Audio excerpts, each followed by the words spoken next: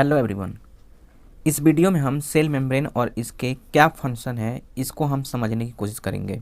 Cell के ऊपर एक बहुत पतली मेम्ब्रेन होता है, झिल्ली होता है, जो कि फ्लेक्सिबल, ट्रांसपेरेंट और लिविंग होता है, जिसे हम सेल मेम्ब्रेन कहते हैं।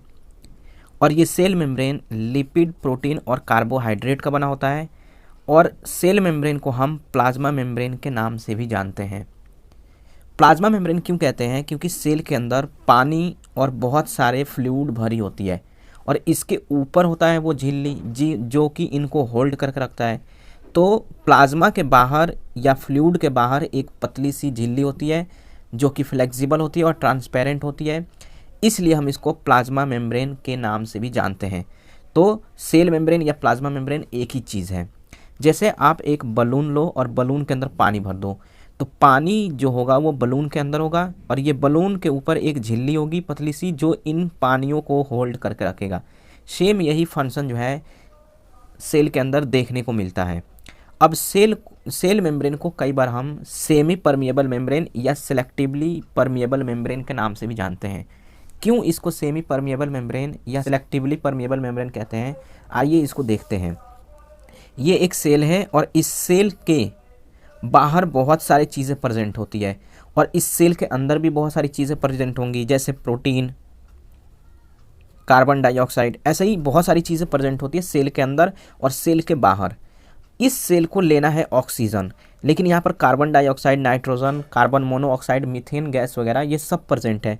इसको खाली लेनी है ऑक्सीजन को, तो ये खाली ऑक्सीजन को ही सिलेक्ट करेगा और ऑक्सीजन को ही अपने अंदर आने देगा।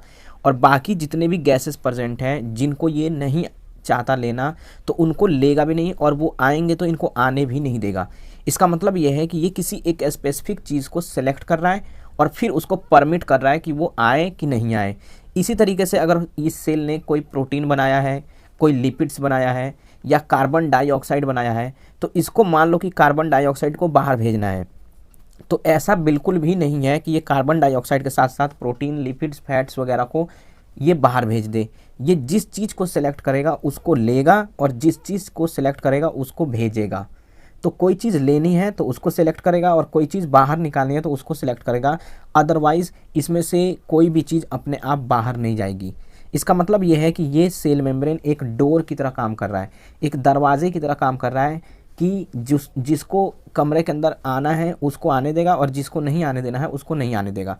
इस तरीके से सेल मेम्ब्रेन जो है किसी भी एक सब्सटेंस को अपने एनवायरनमेंट से लेता है, तो सेलेक्ट करता है कि मुझे लेना क्या है, और अपने अंदर से कोई चीज़ एक्सक्रीट आउट करनी है, बाहर फेंकनी है, तो पहले वो सिलेक्ट करता है कि भेजना किसको है। क्योंकि सेल के अंदर भी बहुत सारी चीज़ें होती हैं और सेल के बाहर भी बहुत सारी चीज़ें होती हैं। तो अगर बाहर से कोई चीज़ ले रहा है तो जब लेते वक्त जब उसको लेगा तो बहुत सारी चीज़ें आ जाएंगी, उन सबको अवॉइड करता है, रोकता है, और जो चीज़ चाहिए उसी को वो लेता है, सिलेक्ट करता है, और जो चीज़ बाहर भेजनी है उसको सिलेक्ट करता है और बाहर भेजता है। इसीलिए इस सेल मेम्ब्रेन को हम सेमी परमिएबल मेम्ब्रेन या सेलेक्टिवली परमिएबल मेम्ब्रेन के नाम से जानते हैं। एक और चीज़ देखो, ये प्लाज्मा मेम्ब्रेन लिपिड्स का बना होता है और लिपिड्स जो होता है ये सॉल्यूबल होता है सोप के साथ, मतलब साबुन के साथ ये सॉल्यूबल होता है, या इथेनॉल के साथ, अल्कोहल के साथ ये सॉल्यूबल होता है। इसका मतलब यह है कि अगर हम लिपिड्स को ब्रेक डाउन कर दें तो ये सेल मेम्ब्रेन ख़राब हो जाएगा, टूट जाएगा।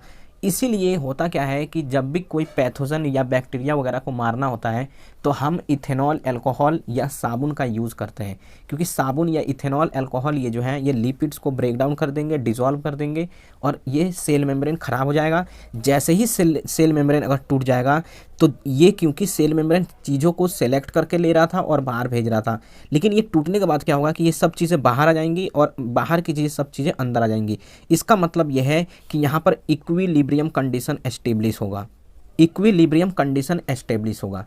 इक्विलिब्रियम का मतलब होता है कि ये सेल जिस सिस्टम में है उसके सराउंडिंग में जो चीज़ें हैं वो बिल्कुल इक्वल हो जाएंगी।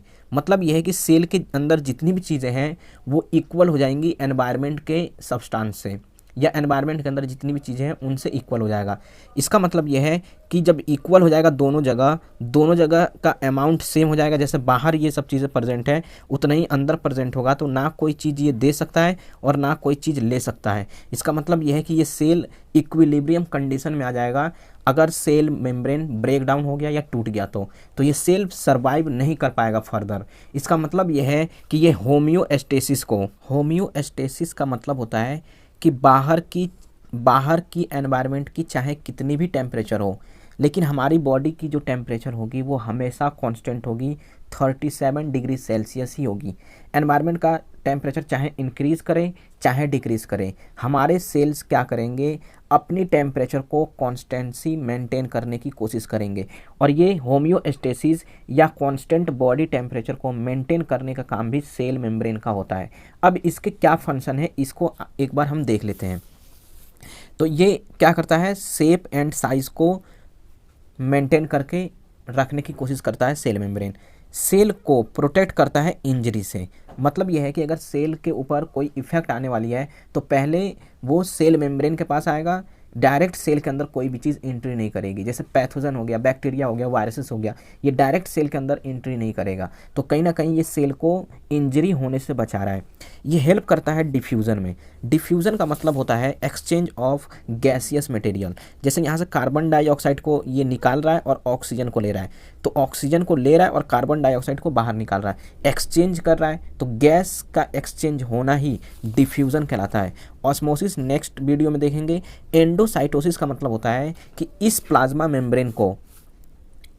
मेम्ब्रेन को अमीबा यूज़ करता है फूड वगैरह को पकड़ने में। जैसे ये अमीबा का प्लाज्मा मेम्ब्रेन है तो ये इस शेप का हो जाएगा और कोई फूड है और इसको पकड़ लेगा, ये अपने सेल मेम्ब्रेन को ऐसे आगे बढ़ाएगा, क्योंकि हमें पता है कि सेल मेम्ब्रेन फ्लेक्सिबल होता है और इसको हर तरफ से ट्रैप करके अपने शरीर के अंदर ले लेगा और खाने के बाद फिर से इसको बाहर भेज देगा। तो एंडोसाइटोसिस में हेल्प करता है। एंडोसाइटोसिस का मतलब होता है कि अमीबा अपने सेल मेम्ब्रेन के थ्रू चीज़ों को पकड़ता है या एनगल्फ करता है, खाता है और एक्सक्रीट आउट करता है। इसको कहते हैं एंडोसाइटोसिस। तो एंडोसाइटोसिस जो है ये अमीबा करता है अपने सेल मेम्ब्रेन के थ्रू। इसी तरह बैक्टीरिया एक स्ट्रक्चर बनाता है जिसको कहते हैं मीजोजोम्स। मीजोजोम में क्या होता है, बैक्टीरिया का जो प्लाज्मा मेम्ब्रेन है वो अंदर के साइड इनफोल्ड कर लेता है, ऐसे अंदर के साइड इनफोल्ड कर लेता है और ये जो स्ट्रक्चर बनता है इसको हम कहते हैं मीजोजोम्स। और ये मीजोजोम्स हेल्प करता है रेस्पिरेशन में। रेस्पिरेशन वो प्रोसेस है जिसमें ऑक्सीजन के प्रेजेंस में सेल माइटोकॉन्ड्रिया के अंदर एनर्जी की प्रोडक्शन करता है। हमें पता है कि बैक्टीरिया के अंदर कोई भी सेल ऑर्गेनेलिज नहीं पाए जाते हैं, मतलब यह है कि माइटोकॉन्ड्रिया भी नहीं पाए जाएंगे। तो जब माइटोकॉन्ड्रिया ही नहीं होगा तो वो अपना एनर्जी कैसे प्रोड्यूस करेगा, क्योंकि उसको जिंदा रहने के लिए एनर्जी चाहिए। तो वो क्या करता है, अपने ही सेल मेम्ब्रेन को अंदर के साइड इनफोल्ड कर लेता है और एक स्ट्रक्चर बनाता है मीजोजोम्स, और इसी मीजोजोम्स के हेल्प से वो रेस्पिरेशन की प्रोसेस को परफॉर्म करता है। तो ये कुछ इसके फंक्शंस हैं।